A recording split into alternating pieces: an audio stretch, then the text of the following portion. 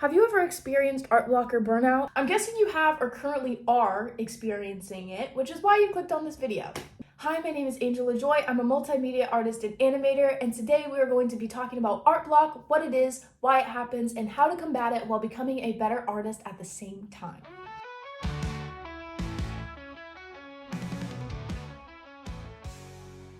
I have 5 tips on how to beat art block for you today, but first I want to share a bonus tip which I think is the most important because it can be transferred to any facet of life and not just creative work. This bonus tip is to take care of yourself. I'm putting this before I even talk about what art block is because it is so important in the creative process. This is the most important thing you can do when creating or simply living, because you cannot create things you are proud of if you are not proud of yourself and taking care of yourself. To make your best work, you need to be physically and mentally well. For example, I have a shoulder injury that I got when I was younger, so I can mess up my back very easily if I'm drawing in uncomfortable or the wrong positions for too long. So making sure that I get up every few minutes to stretch, I go on walks or I walk around regularly, and I'm doing things to take care of that and prevent that from happening. If I injure myself and I hurt my back, then I'm out for at least a week and I'm just miserable the entire time wishing that I could create or do something else, and I can't, and that just really eats at me. So I feel like that's something that's very common, is sometimes people will go through things that they cannot control, and it has an impact on their emotional well-being and their physical well-being, and that is very important to keep those sound and protected, because that's so important to your creative process. When you have a clear mind and you're sound, you can create new ideas and make better things and learn new information. But when you're down and not feeling very well, it's very hard to find even the energy to get up and do what you really want to. I could talk about this all freaking day. It's something that I struggle with as an artist. I know plenty of people do, because we just want to produce something that's so amazing and we spend so much time and then just hate it. And that's because we're not taking care of ourselves. Sometimes you'll make a really amazing piece at like 2 a.m., go to sleep, and then you just feel miserable the next day. You look at it, you hate everything you're doing, you suddenly can't draw anymore. Because you aren't taking care of yourself, because you are just trying to pump out the best thing you possibly can. But you can't do that unless you take care of yourself. So full circle, it goes back and forth. It's just a full cycle. So you really need to make sure that your well-being is priority over what you are creating. Your creativity will always come second. You will always come first. You cannot have your art without you. What the heck is art block and why does it happen?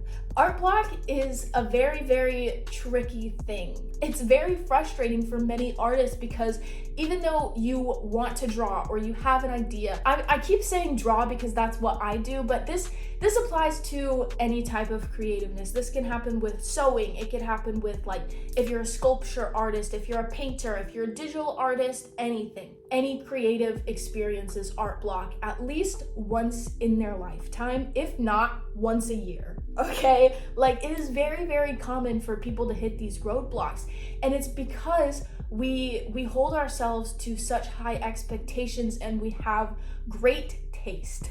You know you have great taste when you can't create anything you are envisioning. You see the potential in yourself and you see what you're able to accomplish. You just don't have the skills necessary to do it at the time, or you simply do not have the energy to do it at the time. You have all these ideas and all these visions, you just can't bring them to fruition. What I like to do to combat this is to just draw. Just draw or just create. This is technically 2 tips because I have it as just draw and just stop consuming and just create. I say just draw because that's, again, what I do, but you can just create. You need to just do something. I like making just squiggles on a piece of paper, just doing shapes and things like that, just simple things with no risk. Like, I could throw this page in the trash, I could never look at it again, anything. As long as my hand is touching a piece of paper and my arm is moving, that's it. That's all we need to do, because that kind of gets you back in the routine of just making stuff and also gives you that fundamental practice. Drawing is just lines and shapes. So when you're just doing that for funsies, just for the heck of it, it helps you in the long run become a better artist because you're training your muscle memory to remember these shapes and these movements, even though you're gonna toss away the paper and probably never look at it again. You're still getting practice, you're still creating, and who knows, while you're doing that, you might end up having the best idea you've ever had. Now I'm gonna go into the stop consuming and just create part of this, because you really do need to stop oversaturating yourself. We have such easy access to so many artists in the world that it's very easy to get caught up in comparison and wish that you can create something that looks like that. But you're not going to, because you are not them.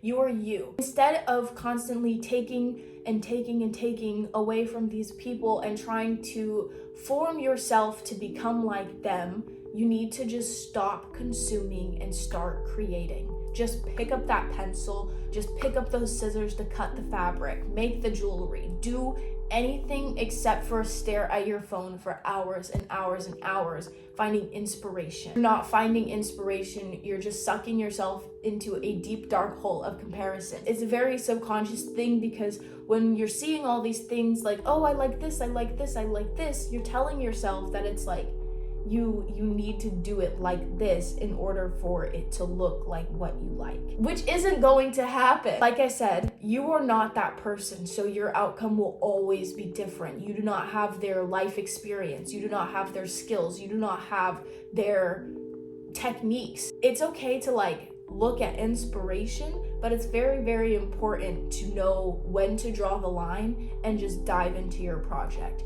If you're looking for inspiration, set a timer for 10 minutes max and then just dive in. You really don't need to sit there scrolling for 4 hours trying to find inspo pics. You need to just create. Tip number 3 is to read something, literally anything. As long as you're reading and intaking words, I think that's very important, because this will also help spark your creativity and help you envision what you're trying to put out. Art is a form of communication, and you can't really communicate what you're trying to without understanding the words behind it and its true meaning. Being able to just read something, whether it's a news article or a book or fiction or nonfiction, it literally doesn't matter. It could be a poem or a song or lyrics or something. As long as it's something that you're reading and you're able to kind of either learn a new word or something like that, that will also help your creativity. I'm currently working on a character design zine, and I had no idea what I wanted to name this thing. So I took my base name, my base idea, which was to make 3 delinquent punks.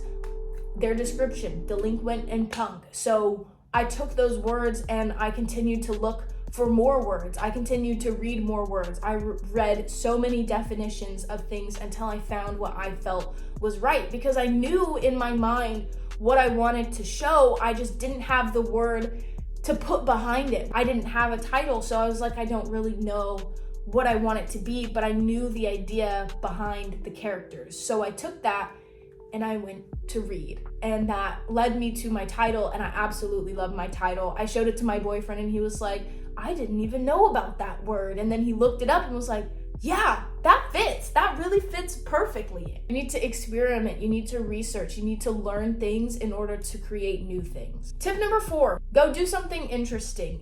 Walk outside. Go pet the stray cat. Go check your mail.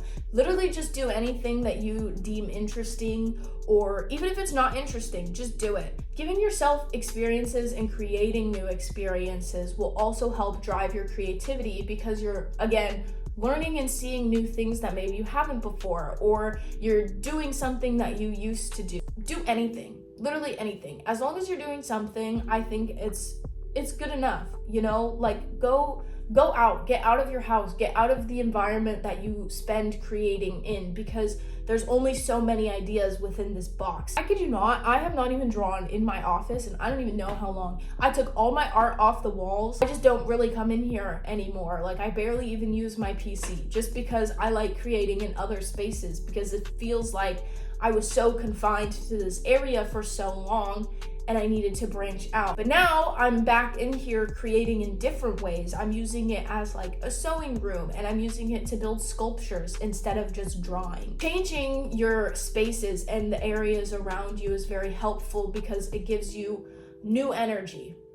That's the best way I can put it. Tip number 5 is let yourself be bad at what you're doing. The only way to learn is to experience. Let yourself be bad and create things that you can just laugh at, because you need to be silly sometimes. During my processes of creating, I'm laughing at myself so much. I see what's wrong, and instead of hating myself for doing it, I get to laugh and giggle and then just fix it. And I know exactly what I can do to make it better or make it how I want to be. Being able to laugh at yourself is a very good skill in general, because you're gonna do silly things. Humans are kind of cringe sometimes, and that's just how it is. You can't live your life being afraid to live, because then you're gonna be just boring, sad, and never create anything. It's very important to just be able to laugh at things that go wrong. That happens a lot in the art world. Things never go as we plan them to, and as an artist, you probably know that. Giggle and move on. That's really all you can do, is just giggle and move on. There you have it, everybody. Those were my 5 tips on art block and how to combat it while becoming a better artist. It's really all about just building your creativity and getting out of your head and getting yourself to just create. You really have to just do something, even if it's in a different medium than what you usually do. There's so many different options. It's really important that you diversify your skill set, because you'll be happier, you'll create new ideas, and who knows, you might be able to combine the skills and do something together which is unique to you, and that makes you stand out as an artist. Get out, try things, stop consuming and just create, read something, educate yourself, and just be, and just let yourself be bad. That's the only way we can grow. We grow from our mistakes and learning. We can only use the information that we have at this point to create. So you need to learn more information to create new things. I hope you guys enjoyed this video and were able to take some things away from it to become a better artist. I would love to see the things that you guys create. So in the comments down below, link your Instagram or TikTok or whatever you post on. I want to see your guys' art. I think it's really amazing to surround yourself with creatives, and I want to give you guys the opportunity to connect with each other too. I would love to check it out, and maybe I'll review it in the future. Thank you guys so much for watching. I hope you love this video as much as I loved hanging out with you. Make sure to like and subscribe for more, and come back next week for another video. Bye!